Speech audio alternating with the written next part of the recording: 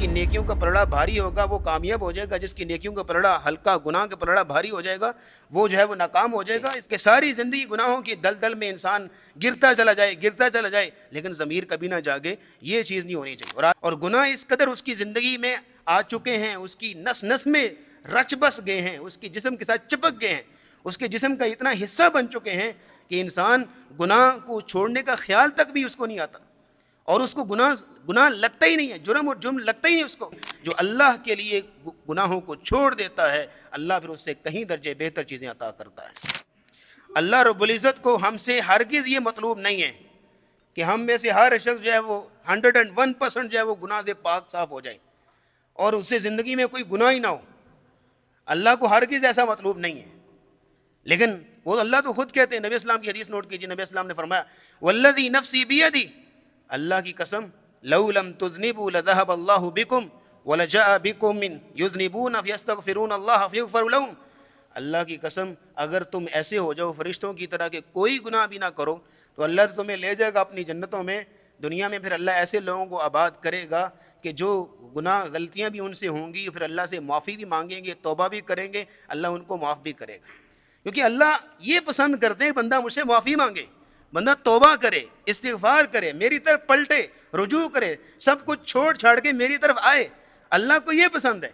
ये हरगिज़ मतलूब नहीं है कि हर बंदे जो है वो बिल्कुल या गुनाह से पाक साफ हो जाए, 100% कोई गुनाह ना हो। ये इंसान ऐसा हो ही नहीं सकता, ये मुमकिन भी नहीं है। इसलिए तो फरमाया फमन सक़ुलत मवाज़ीनुहु फ़हुव फ़ी ईशतिर रादिया वमन ख़फ़्फ़त मवाज़ीनुहु फ़उम्मुहु हाविया। क़यामत का दिन आएगा, हिसाब किताब होगा, जिसकी नेकियों का पलड़ा भारी होगा वो कामयाब हो जाएगा, जिसकी नेकियों का पलड़ा हल्का, गुनाह का पलड़ा भारी हो जाएगा, वो जो है वो नाकाम हो जाएगा। इसका मतलब है कि जो बंदा कामयाब हो जाएगा, नेकियों का पलड़ा भारी होगा, उसके गुनाह भी तो होंगे कुछ ना कुछ।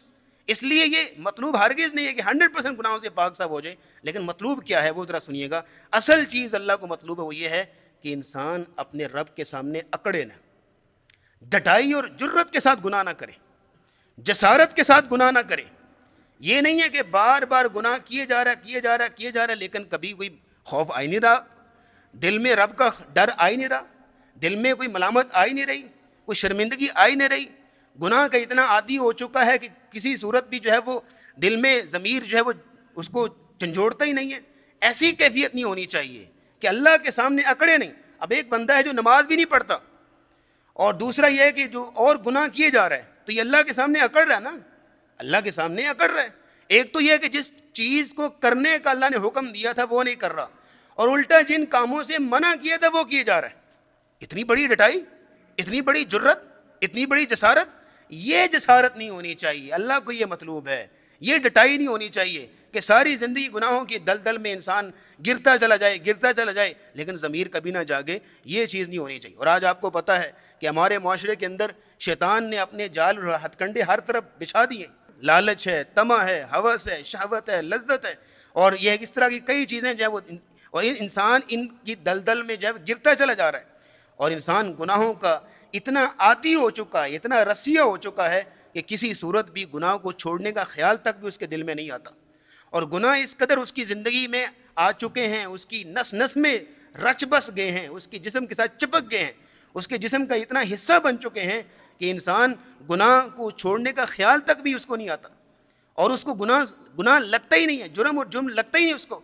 ये चीज़ नहीं होनी चाहिए, बल्कि यह है कि इंसान एहसास शर्मिंदगी के साथ, एहसास निदामत के साथ वो अल्लाह रब्बुल इज़्ज़त के सामने आए और अपनी जो है वो तौबा और इस्तिग़फ़ार अल्लाह के सामने रखे।